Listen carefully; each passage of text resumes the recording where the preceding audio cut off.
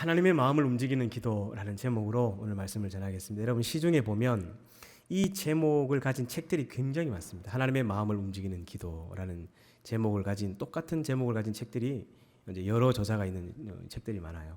그뿐만 아니라 비슷한 책이 많아요. 하나님의 마음을 움직이는 기도 비법, 하나님의 마음을 움직이는 기도문, 하나님의 마음을 움직이는 기도 법. 이런 식으로 아무튼 하나님의 마음을 움직이는 시리즈 책이 굉장히 많습니다. 근데 이런 책들을 여러 권 보면서 제가 늘 아쉬운 게 하나가 있었어요. 기도는 어떤 스킬이나 비법이나 방법이 있는 것이 아닌데 대부분의 저자들이 하나님의 마음을 움직이는 기도의 방법이나 비법이나 그런 기도문을 가르쳐주고 있어요. 그게 참 많이 안타까웠습니다. 예를 들면 이런 거겠죠. 열정적으로 기도하라. 찰스 피니가 지은 하나님의 마음을 움직이는 기도하는 책에 보면 열정적으로 그냥 쉬지 말고 하라는 거죠. 다니엘 기도처럼 21일 작정을 하고 하루에 3번씩 기도하라. 아무튼 공통점이 그냥 계속 기도하라는 거예요. 응답될 때까지. 이게 좀 많이 아쉬웠어요. 제가 생각하는 하나님의 마음을 움직이는 기도는 어떤 방법이나 스킬이나 그 비법에 있지 않습니다. 제가 생각하는 하나님의 마음을 움직이는 기도는 하나님의 마음을 움직이는 삶을 살아버리면 돼요. 그냥. 이게 오늘 제가 전하려는 설교의 포인트입니다. 오늘 하려는 설교는 책별 설교가 아니라 원포인트 설교라고 하는데 딱 한 가지 주제죠. 하나님의 마음을 움직이는 기도의 사람이 되고 싶으면 하나님의 마음을 움직이는 삶을 살면 된다. 설교 끝. 이게 사실 전부예요. 오늘 함께 읽은 이 본문이 제가 말하는 이것을 증명해주고 있습니다. 그래서 굉장히 중요한 저는 본문이라고 생각합니다. 우리가 평소에 생각하는 기도의 거장들이 말하는 이런 기도 저런 기도 40일 작정 기도 1000일 1000번째 기도 이런 어떤 기도의 방법과 스킬이 아니라 여러분 기도는 자판기가 아니죠. 20일 특별 새벽 기도하면 하나님의 응답이 딱 떨어지고 40일 금식 기도하면 응답이 떨어지는 기도는 자판기가 아닙니다. 제가 아는 하나님은 묵상하기를 마치기 전에 응답하시는 하나님입니다. 할렐루야. 오늘 함께 읽은 이 본문의 이야기를 그 배경을 잠깐 설명하면 이런 이야기죠. 사무엘이 기름을 부어서 사울을 왕으로 삼습니다. 그런데 그가 처음에는 굉장히 겸손한 왕이었어요. 아이고 하나님 저는 왕이 될 제목이 안 됩니다. 우리 지파는 12개 지파 중에 가장 작은 베냐민 지파이고 우리 가문은 그 베냐민 지파에서도 가장 미약한 기스의 아들인데 아니 제가 어떻게 한 나라의 왕이 된단 말입니까? 하면서 그가 숨었죠. 왕을 안 하려고. 굉장히 겸손했습니다. 근데 그가 갈수록 권력의 맛을 느끼기 시작하고 이 재물의 탐심을 가지기 시작하고 하나님의 목소리가 귀에 들어오지 않습니다. 그래서 여러분 잘 아시는 것처럼 블레셋 전투를 앞두고 하나님께 제사를 드려야 될 제사장이 집내야 될 그 제사를 자기가 월권 행위를 해버리죠. 사무엘이 빨리 안 오니까 그냥 자기가 그냥 예배를 드려버리는 거예요. 그래가지고 뒤늦게 사무엘이 와가지고 굉장히 책망하죠. 어떻게 당신이 하나님의 이 예배를 갖다 함부로 이렇게 할 수 있느냐. 굉장히 책망합니다. 그래서 그 블레셋 전투에 질 뻔했는데 다행히도 그의 아들 요나단이 워낙 믿음이 좋고 신실해서 하나님이 그 요나단의 믿음과 그 기계를 보고 그 블레셋 전투에서 승리하게 해줍니다. 그래 됐으면 좀 정신을 차려야 될 거 아니야. 그 다음에 아말렉과의 전쟁을 하자마자 하나님이 그 아말렉을 당신의 손에 붙인다고 했으니 그냥 올라가서 전쟁만 하면 된다고 했는데 조건이 딱 하나가 있었죠. 절대 그 재물을 탐하지 마라. 모든 것을 다 진멸해야 된다. 왜 그런 이야기를 했냐면 대부분 이 진귀한 보물들이 다 아말렉 사람들이 섬겼던 신들과 상관이 있는 거예요. 그래서 하나도 남기지 말고 다 진멸해야 된다. 하나님이 엄포를 하셨는데도 불구하고 사울이 쏙 빼돌리죠. 그리고 나중에 사무엘이 찾아와서 왜 그랬냐고 변명합니다. 사무엘이 화가 머리끝까지 나서 당신이 하나님의 목소리를 청종하지 아니하였으니 하나님이 당신의 왕위를 뺏어서 다른 사람에게 옮기실 것입니다. 사형 선고를 내려버립니다.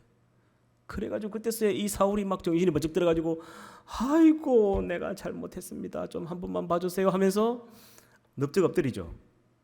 그러니까 나는 당신하고 이제 함께 할 수 없습니다. 간다고 하니까요.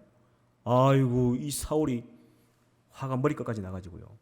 지금 만약에 이 사무엘이 딴 데로 가버리면 다른 사람에게 머리에 기름을 부어서 다른 왕을 세울까봐 옷을 콱 잡죠. 옷이 찢어질 정도로. 그리고 겁박합니다. 가면 당신은 내 손에 죽는다. 그래서 이 사무엘이 목숨의 위협을 느끼죠. 그래서 그가 아말렉 전쟁이 끝날 때까지, 아말렉 왕의 목을 칠 때까지 같이 있다가 그 다음이 오늘 본문이 시작되는 시점이에요. 34절을 볼까요? 이에 사무엘은 라마로 가고 사울은 사울 기브와 자기 집으로 올라가니라. 35절에 사무엘이 죽는 날까지 사울을 다시 가서 보지 아니하였으니 이는 그가 사울을 위하여 슬퍼함이었고 여호와께서는 사울을 이스라엘 왕으로 삼으신 것을 어떻게 하셨다고요? 후회하셨더라. 목사님, 하나님 완전하신 분인데 후회도 하시나요? 하나님 1.1핵도 그 부족함이 없으신 분인데 왜 후회를 하시죠? 여러분, 이 구약 성경을 안 본 소치입니다. 이게 하나님 후회만 하실 뿐만 아니라 근심하시고요, 근심하실 뿐만 아니라 탄식하실 정도가 아니라 하나님 통곡하시죠. 때로는 마음이 아파서 통곡하실 정도가 아니라 나중에는요 진노하십니다. 진노가 극에 달하셔서 하나님 결국 자기 백성을 죽일 때까지 심판하시는, 지옥을 준비하시는 하나님이기도 합니다. 하나님 후회하시죠. 여러분, 하나님은 우리와 같은 성정을 가지고 있는 분이에요. 하나님도 상처를 받아요. 우리가 하나님께 막 하는 그 한마디 한마디 하나님 굉장히 상처를 많이 받습니다. 그리고 하나님 굉장히 눈치를 많이 봅니다. 우리 눈치를 많이 본다니까요. 그 다윗이 하나님 앞에 찾아가서 하나님, 제가 이 백향목 왕궁에 사는데 하나님의 집은 너무 초라합니다. 그래서 내가 이 왕궁을 짓고 싶습니다 하니까 하나님이 너는 안 된다고 했죠. 왜 안 된다고 했죠? 군사 정권으로 독재자처럼 왕이 된 다윗이 하나님의 성전을 짓는다고 헌금 내라 하면 전부 다 아부금을 낼까 봐. 하나님 그런 집에서는 지내고 싶지 않은 거예요. 그런 성전에서는. 그 정도로 하나님께서 염치가 많으신 분이에요. 그리고 오늘 본문에 보면 사무엘의 눈치를 보는 하나님을 볼 수 있습니다. 마지막 절에 보면 이 어떤 분위기냐면요, 이 분위기를 보고 한번 읽어야 되는데 하나님이 사울을 버리기로 결정하셨죠, 그죠? 그랬는데 사무엘이 너무 가슴이 아파서 울고 있는 거예요. 계속 자기가 기름 부어 왕을 세웠는데 어떻게 얼마 가지 못해서 이 사울이 이렇게 되냐. 여러분, 사울의 신앙은 자기 하고 싶은 대로의 신앙이에요. 하나님의 목소리에 집중해서 잘 듣지 않는 사람이죠. 자기 마음 가는 대로 하는 신앙생활 하는 사람들 있죠. 딱 사울 같은 사람들이에요.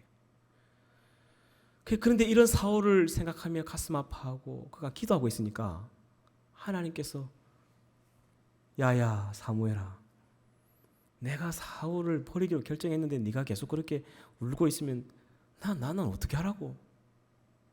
도대체 어떻게 하라고 그렇게 계속 울고 있느냐? 지금 이런 분위기인 거예요. 지금 사무엘이 계속 오니까 하나님께서 결정을 했는데도 불구하고 이게 어떻게 할 수가 없는 거예요. 한번 볼까요? 36절 우리 같이 한번 읽어보겠습니다. 큰 소리로 시작. 여호와께서 사무엘에게 이르시되 내가 이미 사울을 버려 이스라엘 왕이 되지 못하게 하였거늘 내가 그를 위하여 언제까지 슬퍼하겠느냐. 여기까지 읽겠습니다. 그러니까 사무엘의 슬퍼하는 모습을 보면서 하나님이 버리기를 결정했는데도 지금 난처해하는 하나님의 이 모습을 볼 수 있습니다. 여러분, 놀랍지 않습니까? 어떻게 이런 하나님과 어떻게 마치 친구처럼 지낼 수 있는 이런 경지에 오를 수 있을까요? 저는 이 본문을 보면 배가 아파. 사무엘이 부러워가지고 나도 이런 경지에 좀 올라가고 싶은데, 어떤 일이 벌어졌을 때 이 윤 목사가 다 강단에 무릎을 꿇으면 하나님도 어찌할 수 없어서 저 목사가 또 오늘 또 무릎을 꿇었다, 지금 안 들어주면 안 되는데 어떡하지? 지금 이 정도의 관계가 되는 거죠. 사무엘이 울면 하나님도 지금 난처해하는 거예요. 지금 제가 이 본문을 읽다가 하나님께서 제게 주신 그 메시지가 있습니다. 그러니까 이 말씀을 읽다가 하나님께서 제 귀에 들려준 하나님의 메시지가 뭐냐면요, 하나님이 이렇게 말하고 싶었다는 거예요. 사무엘아, 나도 이스라엘 백성에게 버림을 받았다. 사울을 생각하면 네가 마음이 아프겠지만 나도 마음이 아프다. 나도 이 백성들에게 버림받았어. 나도 이 백성들에게 인정받지 못했다. 그러니 이제 그만 좀 해라. 그만하면 됐다. 라는 하나님의 음성이 이 본문을 읽다가 들렸습니다. 그러니까 하나님도 지금 마음이 굉장히 답답한 거예요. 안타까운 상황인 거예요. 자신도 백성들에게 인정받지 못하고 결국 자기 처지와 같이 사울도 이렇게 이제 되는 거예요. 그러니까 하나님도 지금 마음이 이런데 사무엘이 거기서 자기도 똑같이 슬퍼하고 울고 있으니까 이제 그만 좀 해. 너 이제 그만하고 이제 이러나 저러나 어떻게 해서든 이 백성을 살려야 될 거 아니야. 바른 지도자를 세워야 되니까 너 가서 정신 차리고 식용유 따라가지고 저 솥불에다가 저 기름 부어가지고 저 찾아가서 저 다윗이라는 아들에게 기름 부어라. 그래야 또 나라를 살릴 거 아니냐. 언제까지 울고만 있겠냐 하는 이 하나님의 마음. 근데요, 사무엘이 이렇게 그런 마음을 가졌을 때 하나님이 그 사무엘의 눈물 때문에 난처해하기도 하고 어찌할 바를 몰라 하는 이런 하나님의 모습을 보면서 너무너무 사무엘이 부러운 거예요. 어떻게 이렇게 하나님의 마음을 움직이는 기도의 수준에 올라갈 수 있을까? 어떻게 하면 하나님과 이런 친구처럼 마치 서로의 마음을 다치지 않게 하려고 염려해주는 이런 경지에 오를 수 있을까? 그 영적인 수준이 너무 부럽고 그 하나님과의 관계가 너무너무 부러워 배가 아픈 거예요. 그렇게 해서 이 사무엘 장사를 다시금 살펴보니까 어떻게 해서 사무엘이 이렇게 하나님과의 이런 마음을 움직이는 정도의 기도의 사람이 되었느냐 찾아보니까 특별 새벽 기도회를 40일 한 건 아니더라고요. 보니까 예수님처럼 40일 동안 광야에서 금식 기도를 한 것도 아니야. 매일 새벽 기도회를 드렸다는 이야기도 없어요. 뭐지? 딱 하나가 눈에 들어온 게 있습니다. 그게 뭐냐? 사무엘의 삶은 청렴 결백.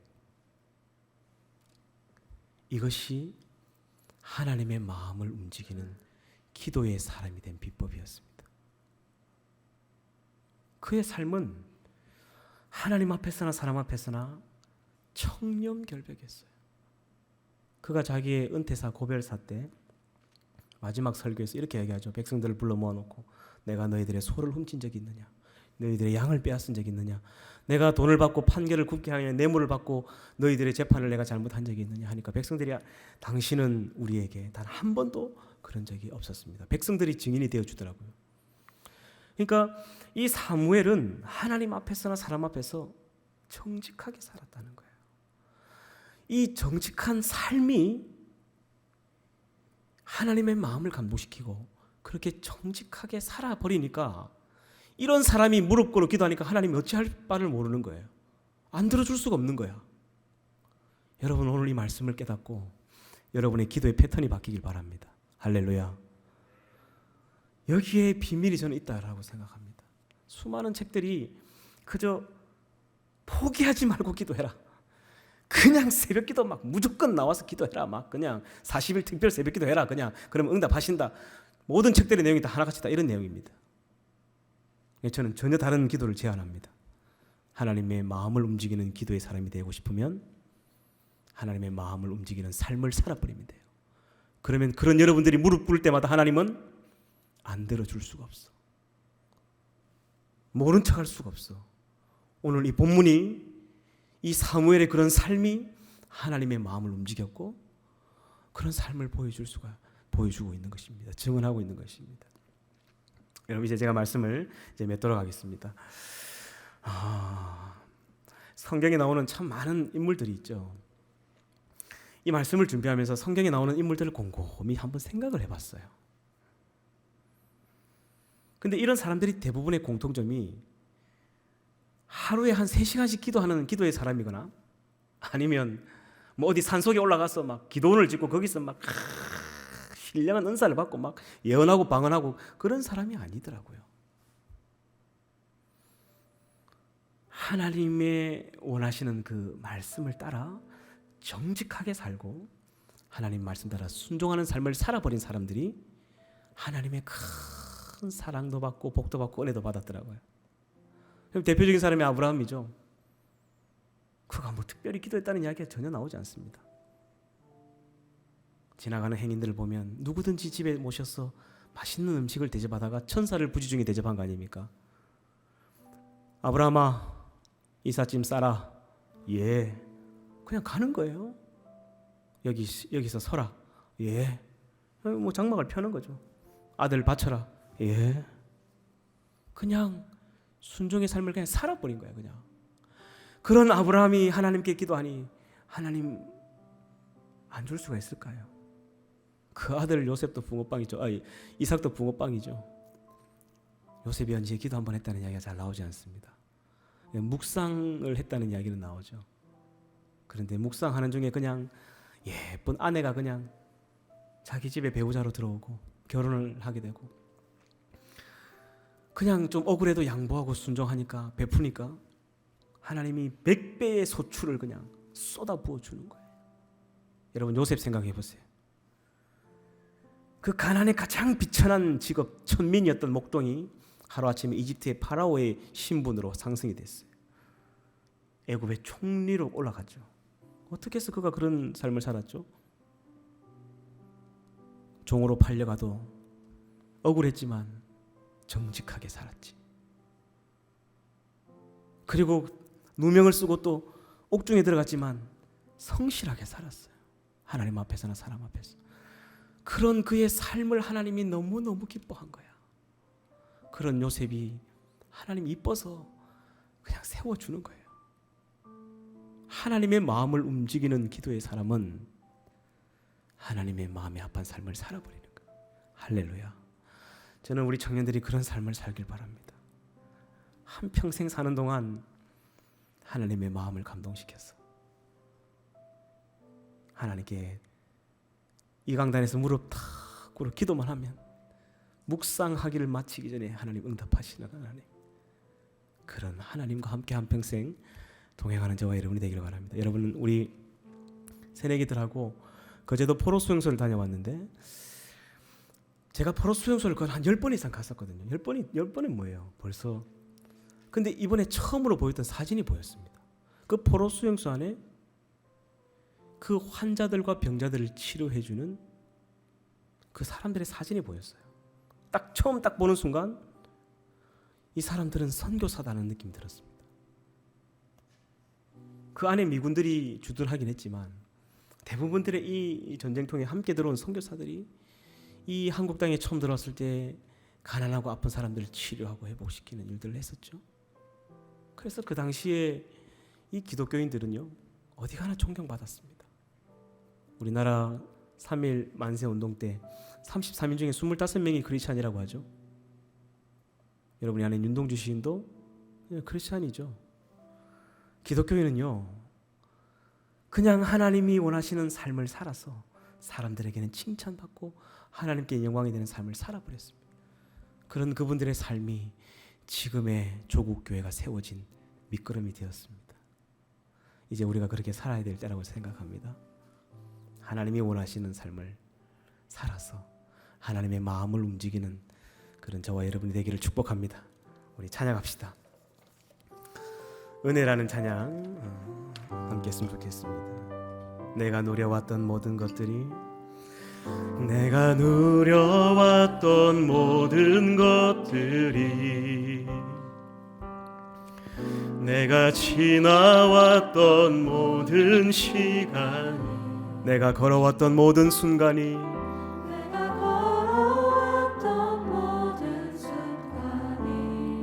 당연한 것 아니라 은혜였어. 당연한 것 아니라 은혜였어. 아침 해가 뜨고 저녁에 노을, 봄의 꽃향기와 가을의 열매, 변하는 계절의 모든 순간이 당연한 것 아니라 은혜.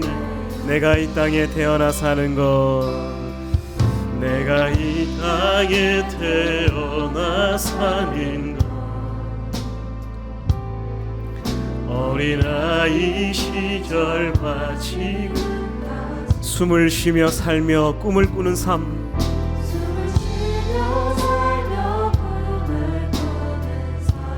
당연한 건 아니라 은혜였소.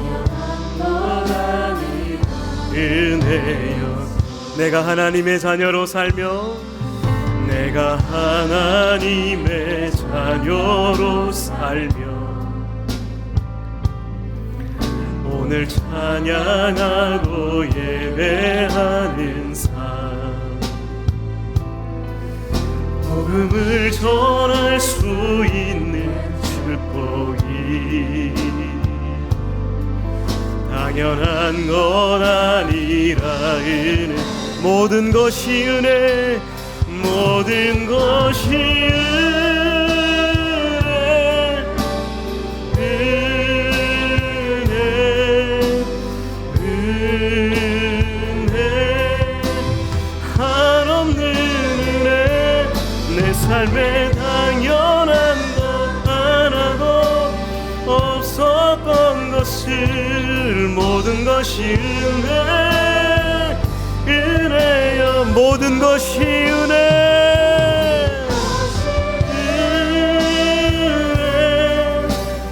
은혜, 은혜, 은혜, 한없는 은혜. 내 삶에 당연한 것 하나도 없었던 것을, 모든 것이. 우리도 손을 높이 들고 다시 한번 찬양합니다. 모든 것이 은혜, 모든 것이 은혜, 은혜, 은혜, 한없는 은혜. 내 삶에 당연한 것 하나도 없었던 것을, 모든 것이 은혜. 우리 시간 통성을 한번 기도하겠습니다. 하나님을 섬긴다고 하면서도 죄악을 사랑하고 내 마음에 원하는 길을 따라 사울처럼 살아왔다면 하나님 나를 용서해 주시고, 다시금 여호와의 목소리를 청종하고 하나님이 원하시는 뜻을 따라 살았어 하나님이 주신 하늘의 복과 기름짐을 누리며 살게 하시고, 그런 삶을 살아버려서 하나님 마음을 감동시켜서 기도할 때마다 응답받는 놀라운 삶을 사는 우리 청년들이 되게 해달라고 우리 시간 주님의 이름을 세 번 부르며 통성으로 기도하겠습니다. 기도합니다. 주여, 주여, 주여. 거룩하신 아버지 하나님 감사합니다. 하나님, 우리가 하나님을 위해 신앙생활하고 한다면서도 내 마음에 원하는 길을 따라 사울처럼 내가 하고 싶은 대로 지금까지 살아왔습니다. 하나님이 말씀하시는 그 말씀에는 귀를 기울이지 아니하고 내 마음이 원하는 대로, 내가 하고 싶은 대로 하나님 그렇게 철없이 지금까지 살아왔습니다. 이런 우리를 용서하여 주시옵소서. 하나님, 오늘 이 시간 이후부터는 하나님이 정말로 내 삶 가운데 원하시는 것이 무엇인지, 아브라함처럼, 이삭처럼, 요셉처럼, 사무엘처럼 하나님이 원하시는 그 순종의 삶을 살아서 하나님의 마음을 감동시키고 하나님의 마음이 합한 사람이 되어서 하나님께 부탁하며 기도할 때마다 아버지께서 응답하시는 놀라운 은혜를 누리며 살아갈 수 있는, 그렇게 한평생 주와 함께 행복하게 동행하며 살 수 있는 믿음의 자녀들, 하나님의 사람들 다 되어질 수 있도록 주님 역사하여 주시옵소서. 거룩하신 하나님 감사합니다. 오늘도 이전에 빈손으로 오지 아니하고 귀한 예물을 하나님께 드린 손길들이 있습니다. 하나님, 아직은 사고 싶은 것도 많고 가지고 싶은 것도 많아 내가 버는 것에 일부를 하나님께 드리는 것이 너무 어려운 나이이지만 그래도 마음을 다하고 정성을 다해 11조를 구별하고 감사의 마음을 드리고, 또 하나님 선교 헌금과 이런저런 작정 헌금을 하나님께 드리는 청년들이 있습니다. 아버지 하나님, 이들의 마음을 귀히 보시고 과거의 두렵들을 기억해 보셨던 것처럼 이들을 마음껏 축복하여 주시고 이들의 삶을 칭찬하여 주시옵소서. 그래서 이 땅을 사는 날 동안 꾸어줄지라도 꾸이지 않는 삶을 살게 하시고 하나님 한평생 베풀며 나눌 수 있는 넉넉한 삶을 살 수 있도록 주님 함께하여 주시옵소서. 드리고 싶지만 어려운 형편 때문에 또 마음은 있지만 드리지 못한 청년들에게도 하나님 동일한 은혜로 함께하여 주시옵소서. 지금은 우리 주 예수 그리스도의 은혜와 하나님 아버지의 크신 사랑하심과 성령 하나님의 위로 교통 충만하심이 하나님의 마음에 합한 삶을 살아서 하나님이 원하시는 그런 삶을 살길 원하는, 하나님의 마음에 합한 길로 가길 원하는 당신의 사랑하는 아들 딸들 머리 위에, 사랑하는 산성교회와 조국교회 위에 이제로부터 영원까지 함께 하시기를 간절히 축원하옵나이다. 아멘.